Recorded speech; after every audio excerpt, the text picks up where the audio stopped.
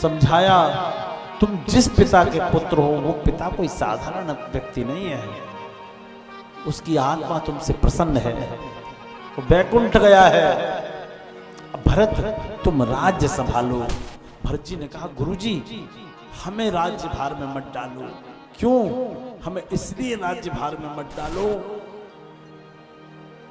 क्योंकि अगर हम राज्य संभालेंगे, मैं राज्य संभालूंगा तो ये पृथ्वी रसातल में चली जाएगी। ये भारत के भाई की वाणी है। बोले भरत क्या? चलो उठो उठो, नहीं उठो।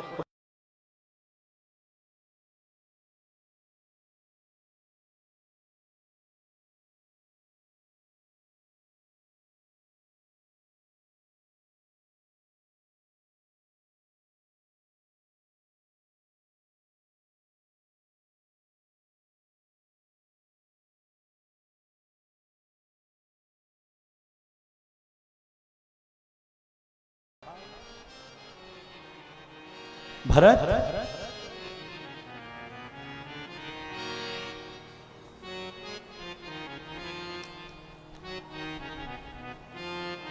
सारा फ्लो बिगड़ जाता है।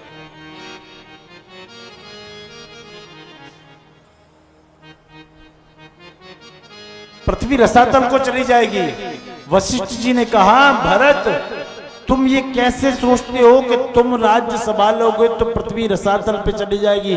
भरत बोले चूंकि वो राम जी का अधिकार है, राम जी का अधिकार मैं नहीं ले सकता।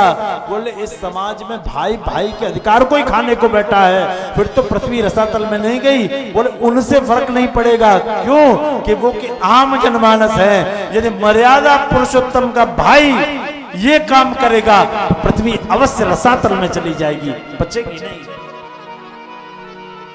मैं नहीं चाहता बड़ा बनूं, रहने दो छोटा ही मुझको, शासन का अनुशासन मत दो, करने दो सेवा ही मुझको। मैं सेवक बनना चाहता हूं प्रभु, सेवक बनना चाहता हूं। राज्य नहीं संभाला। अरे भरत जी पद भार ग्रहण कर लो, मुझे ये पद नहीं चाहिए, मुझे अपने भाई राम के पद चाहिए, मुझे राज्य का पद नहीं चाहिए। भरत जी ने जिद की कि हम भाई को मना के लाएंगे। वशिष्ठ जी बोले हमने बहुत मनाया, नहीं मना पाए। गुरुजी आपने सही तरीका नहीं अपनाया। क्या? पहला वरदान क्या था? पहला वरदान था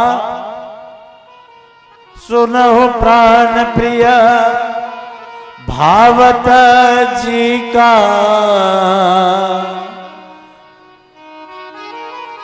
प्रथम भरत देवों टीका। पहले भरत को राज्य दो, तो आप ये कहते कि पहले पहला वरदान पूरा करो फिर दूसरा। तापस भेष विदेश उदासी, 14 बरस राम वनवासी। 14 वर्ष राम जी को वनवास मिले, ये बाद में दूसरा वरदान था। फिर मैं प्रयास करता, लेकिन अब मैं भाई को लेने जाऊंगा। चले हैं भाई को लेने, रथ घोड़े रानियां सभी चले हैं। कैकई को भी पश्चाताप हुआ, मुंह छिपाती हुई कैकई भी चली। माताओं ने कहा भरत रथ पे बैठ जा बेटा। ना, मेरा भाई इस मार्ग से गया है, ये कंकड़ उसको भी चुभे होंगे जो मुझे चुभ रहे हैं, मैं रथ ग्रहण नहीं करूंगा। जा रहे हैं निषाद राज, जिनको मालूम हुआ कि भरत आ रहे हैं तो राम जी को जाके सूचना दी, भरत आ रहे हैं, हमने सेना सज्ज कर दी है, अगर भरत आक्रमण करेंगे तो हमारी सेना लड़ेगी। लक्ष्मण जी क्रोध में हैं कि भैया हम निकल गए फिर भी उनको चैन नहीं पड़ा, यहां तक लड़ने आ रहे हैं। राम जी ने कहा भरत लक्ष्मण पहले तो भरत गिर गया है, ये ना ही समझ में आता है, उस जैसा सुशील भाई हर जगह न पाया जाता है। भरत जैसा भाई नहीं है, ये गलतफहमी है, गलतफहमी है, ऐसा नहीं है। भरत जी चलते आ रहे हैं, जिस वृक्ष तले प्रभु सोए थे, भरत जी ने वो वृक्ष भी देखा और नेत्र सजल हो गए कि मेरा भाई मखमल पे सोने वाला था, उससे इस घास फूस में सोना पड़ा, तो मैं राज्य कैसे स्वीकार कर पाता था गुरुजी ना। मैं भाई के पास इसीलिए आया हूं। चलते हुए जा रहे हैं और देखा कि राम जी, लक्ष्मण जी और जानकी जी एक झोपड़ी में है। भरत जी के नेत्रों से धार बहने लगी और पछाड़ खा के गिर पड़े। नंगे थे पांव बाबले के, कीचड़ मिट्टी से सने हुए।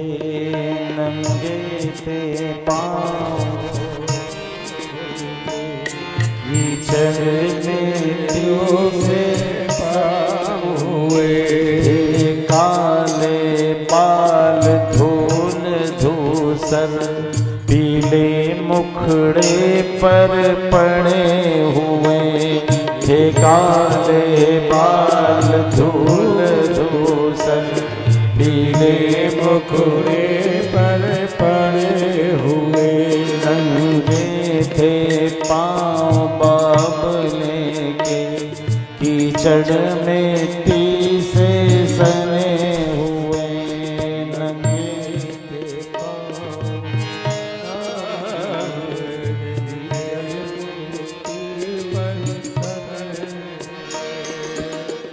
पैर नंगे हैं, बाल मुखमंडल पर फैले हुए, लगता है कि सूर्य को बादलों ने ढक लिया। चेहरे का रक्त चला गया, चेहरा पीला पड़ गया।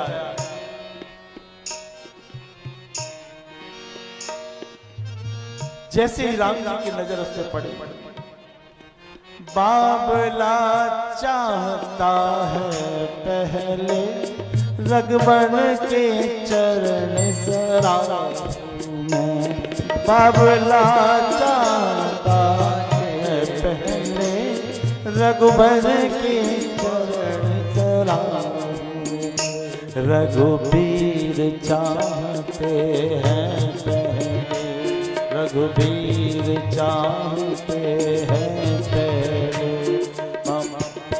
भाई को गले लगाऊं मैं, रघुबीर चाहते हैं पहले। भाई को गले लगाऊं मैं। नंगे थे पांव बाबले के, कीचड़ मिट्टी से सने हुए। नंगे थे पांव बाबले के, कीचड़ मिट्टी से सने हुए।